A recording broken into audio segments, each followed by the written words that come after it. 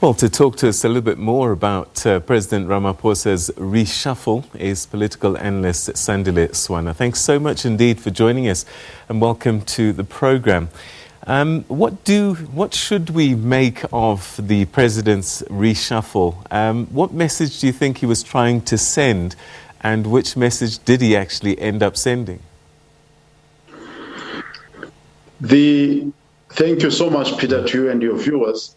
The message that President Ramaphosa wanted to send to the nation and to the world was that in the face of the instability in South Africa and the instability in the region, the SADC region, more especially in Mozambique, coming in our direction, that he is reformulating his cabinet or his executive especially to be fit for purpose.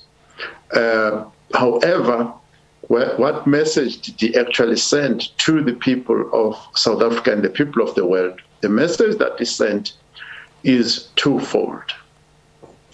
Number one, the message is that he did not choose necessarily the most competent persons to take up the various portfolios of ministers or deputy ministers.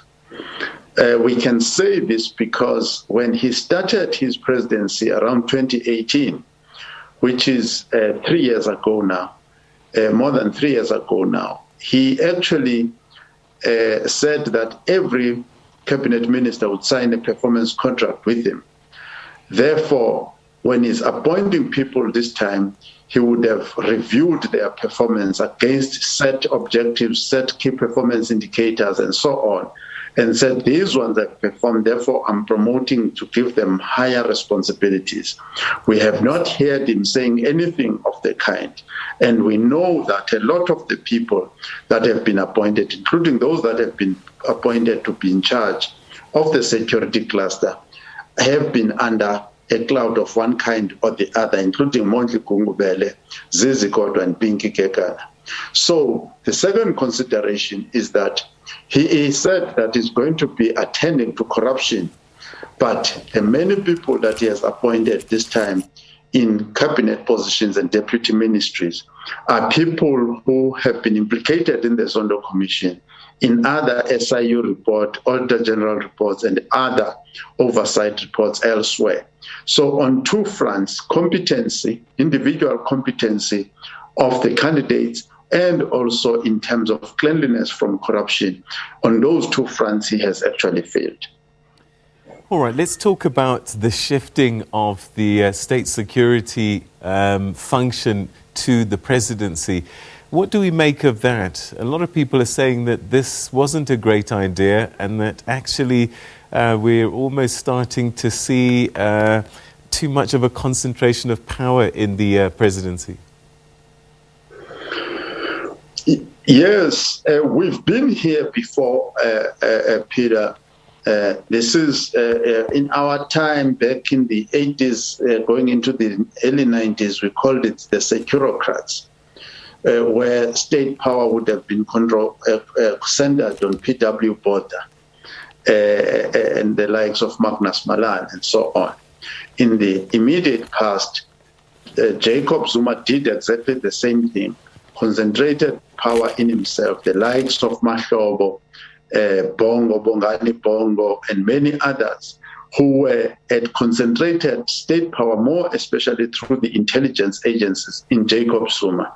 And that state power was used whilst Cyril Ramaphosa was deputy president to enhance the power, the personal power of Jacob Zuma over other politicians and business people in the country. So right now, we are seeing something that could be the emergence of a super presidency under Cyril Ramaphosa, who in the events of the past few weeks was threatened with removal from the position of president by his comrades in the African National Congress. A phenomenon that we've seen before when Thabo Mbeki was removed from the state presidency, Jacob Zuma was removed, which was not a state security threat at all. But we are seeing the potential now today that Cyril may want to be able to use state power, more especially the state security agencies, perhaps even to keep himself in power. Because the Mufumadi report on the malfunction and dysfunction of the state security agency was produced in 2018. From 2018 till today, Cyril Ramaphosa has not taken any decisive action to implement that report correctly and successfully. He allowed things to get out of hand up until he himself was threatened with being overthrown and thrown out of state power. So now he's taking power to himself. That is a threat to our own human rights as a general population and the security of other politicians who may be competing for power with him. Do we then read from what he's done that those that are going to be in the presidency and close to him are his most trusted lieutenants, and that maybe others less trusted that he's pushed out? Yes, certainly the likes of Ayanda Dlozo are certainly not trusted, and they are certainly not trusted by the public when it comes to security. None of us is able to explain why Ayanda Dlozo, through the domestic security agency, the domestic wing of the security agencies, was unable to predict the insurrection, the looting and sabotage, as Cyril Ramaphosa calls it. It required not very sophisticated skills, resources or equipment to actually detect that, but it was not done. Yet it was the duty of Advocate Sam Wolfe and his team to actually detect that and report it to the police with recommended actions of how it could be neutralized in good time, all in good time, because they did not only need to study the threats, the security threats related to the arrest of Jacob Zuma. Their mandate is to study and before a security threat occurs, during the time that the threat is occurring, and after the threat is occurring. So the situation after the arrest of Jacob Zuma was what it was going to look like. And what it did look like was a subject matter of domestic intelligence. And they never did anything that we can talk of that was good and professional about that.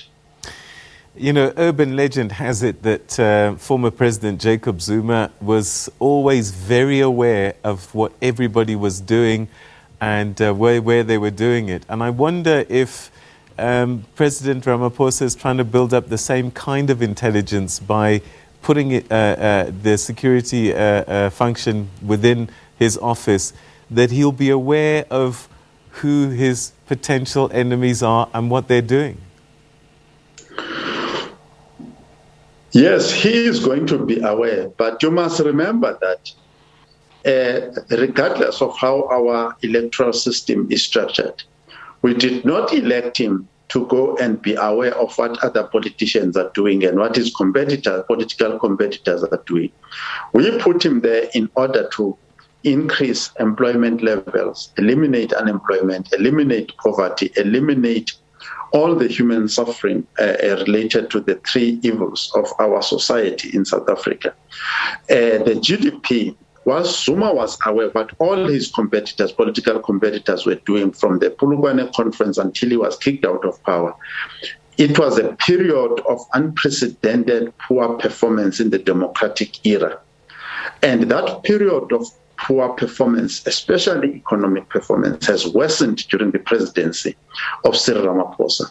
The state security itself, including the police as SAPS, on all indicators, the performance is on a downward trend. The South African Defence Force is becoming weaker and weaker and ranking lower and lower in Africa as a military force.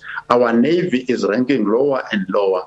There's no part of the security cluster that has been performing well since the Polokwane conference until today. And these things have deteriorated rapidly since Cyril Ramaphosa took power. All right, so the rest of his cabinet, because we are starting to run out of time now, we talked a little bit earlier on about messages being sent out, and the new finance minister seems to have this cloud from way back still over his head. He said that he doesn't know why people are bringing it up. He's dealt with the issue, but it is still a shadow, it seems. It will always be a shadow, and the reason why it is a shadow, it is because Enoch Godongwana comes from the African National Congress, a party that for the longest time, since the days of Nelson Mandela, and Bantu Olomisa can testify to this, the party itself needed to fund itself by crime and corruption. Its cadres came from exile and out of prison with no personal balance sheet, with no assets, and have looted over the years the state in order to become wealthy. Some are multimillionaires, some are billionaires through this business of looting today. So he comes from that DNA of theft, the DNA of fraud and corruption. So it's difficult for any one of them in the African National Congress to be able to shake off allegations of corruption. Because it's in their DNA, they are identified with it, and their behavior till today has not yet changed. By and large, most people were quite happy with the appointment of Thandi Modise as the defense minister. Was that a good pick? In the circumstances that we're in, it is a good thing. I would have chosen a much younger person with strong credentials in the military. But in the cases where I've watched Parliament before, she has appeared to be quite level-headed and even-handed, even in dealing with the opposition. And secondly, she has a military background. I have greater confidence in ministers who have some technical background in the subject matter that they are charged with. Yes, our situation has changed and is becoming complex. We are unlikely, as some security experts are telling us, to face conventional warfare in South Africa. We are facing terrorism, we are failing. So our technologies and other things, professional military activities have got to be streamlined and made more relevant to the threats that are confronting. And we're hoping that Thandi Modise, in a few years, she will be able to start that process of professionalizing the army and hopefully hand over to a younger person to take the military into a new future for South Africa. Sandile Swana, we're going to have to leave it there. Thank you very, very much indeed. And your insights, greatly appreciated. Thank you. All right, so we're going to take a quick